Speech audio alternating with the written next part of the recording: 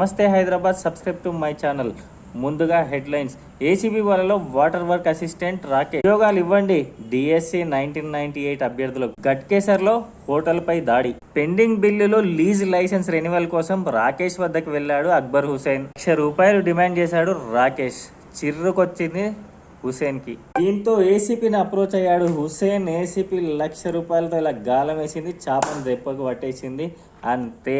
ఏదైనా హైదరాబాద్లో లంచం అనేది చాలా విపరీతంగా పెరిగిపోయింది. నిన్న జూ పార్క్లో, నేడు వాటర్ వర్క్ డిపార్ట్మెంట్. 2,000 మంది ఉద్యోగాల కోసం ఎదురు చేస్తున్నారు 1998 నుండి. 1998 డిఎస్సిలో అందరూ పాస్ అయిన వాళ్ళకి, అర్హులకి ఉద్యోగాలు రాకుండా చేసింది అప్పుడు ఆంధ్రప్రదేశ్ ప్రభుత్వం. కనీసం మీరైనా పట్టించుకోండి రేవంత్ రెడ్డి గారు. చాలా మందికి వయసు కూడా అయిపోయింది. వయసు ఉన్న వాళ్ళకన్నా ఉద్యోగాలు ఇవ్వండి అంటూ అభ్యర్థిస్తున్నారు నరసింహరావు గారు.